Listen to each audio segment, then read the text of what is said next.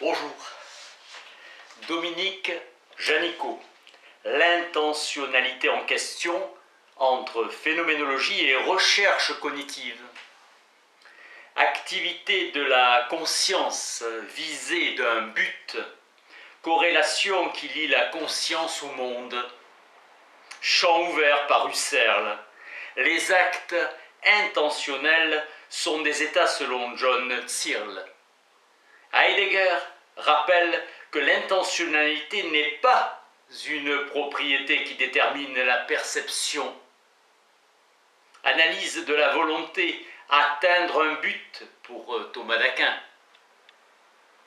Perspective de connaître, Brentano introduit l'intentionnalité. Tout acte, tout vécu se rapporte à un objet immanent, à une objectivité immanente. Husserl rejette expressément toute théorie qui envisage le contenu de la conscience perceptive comme signe ou image de ce qui n'est pas conscient. Avec Husserl, l'objet intentionnel de la représentation est le même que son objet véritable et il est absurde d'établir une distinction. La signification est elle seule et la véritable, et il est absurde d'établir ainsi une détermination interne et essentielle de la représentation, tandis que la référence à l'objet, relation objectale, renvoie à des connexions de vérité où s'articule la signification. L'intentionnalité d'un acte est déterminée par un caractère intrinsèque propre à l'acte, indépendamment de l'objet et de sa réalité effective ou son inexistence. La visée advient toujours à travers un sens ou une signification.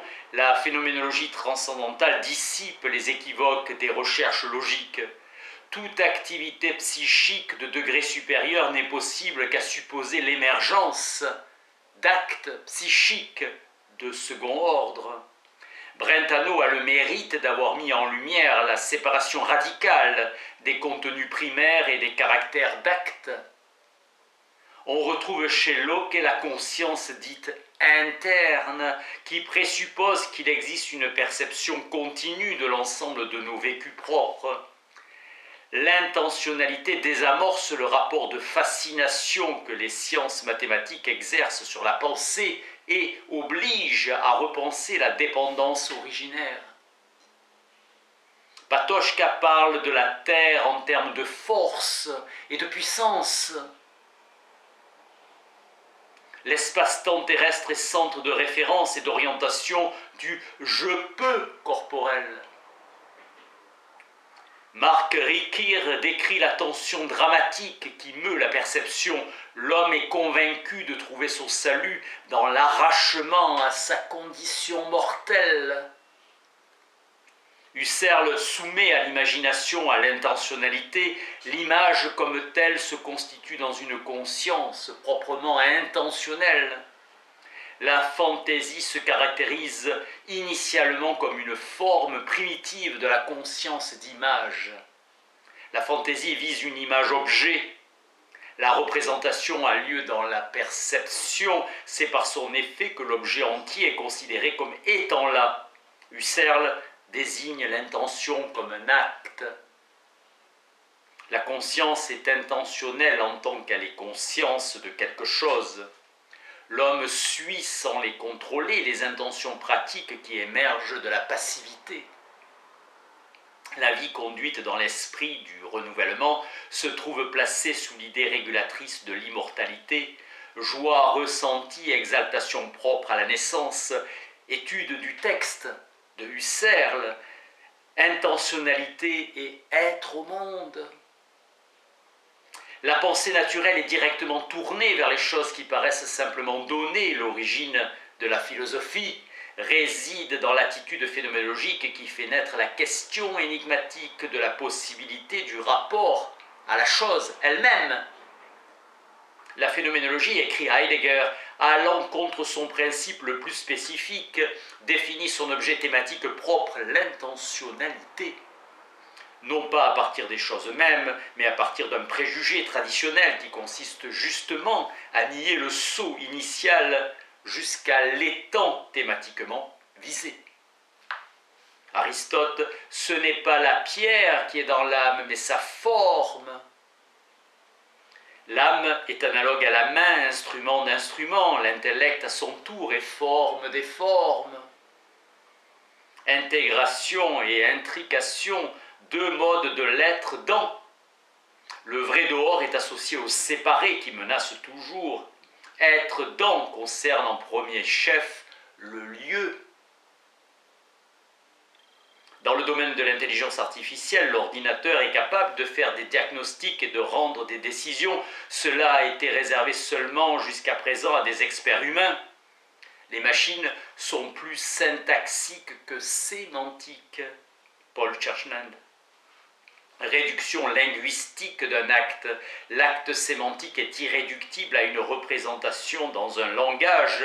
La position méthodologique fait comme si la machine pense et connaisse. Produire des machines, c'est humaniser la nature, accroissement de l'emprise humaine sur la nature. L'évolution rationnelle de la connaissance consiste dans l'élimination de problèmes d'inconsistance dans le système total de la connaissance. La réalisation de machines vraiment cognitives n'est qu'un idéal probablement inaccessible. Dans l'état de la béatitude, les âmes sont mentalement indiscernables, croyance de la religion Jaina. Un effet est produit par sa cause. Aristote disait « Le père est cause de l'enfant, ce qui produit le changement est cause de ce qui est changé ».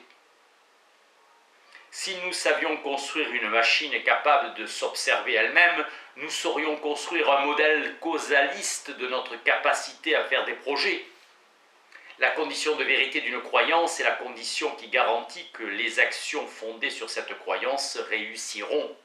La vérité est ce qui garantit le succès. Notion qui dérive du désir satisfait, l'erreur est une forme d'anormalité fonctionnelle. La vérité, la rationalité sont des conditions normatives de tout système de représentation mentale. Les récepteurs sensoriels d'un animal sont des systèmes qui mettent en relation des états internes de l'organisme avec des états du monde pour assurer la survie de l'animal. Corrélation. Avec Dretske, la capacité individuelle d'apprentissage fournit une condition nécessaire de l'intentionnalité. Définition husserlienne de la chose qui règle des apparences possibles. La trace n'est pas seulement à l'origine de l'écriture. L'écriture est également une trace elle-même. Les écrits appartiennent toujours à un héritage. Pour Merleau-Ponty, l'impératif du monde ordonne notre compétence.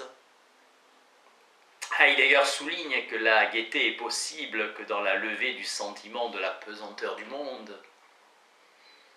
L'angoisse ressent le vide dans lequel le monde tout entier est suspendu. La science se présente comme un déploiement historique des programmes de recherche et des paradigmes discontinus. L'apparaître de la vie ne fait apparaître rien d'autre, et c'est-à-dire condition là seulement que la vie est la vie. Le contenu du monde, c'est la praxis sociale. Merci.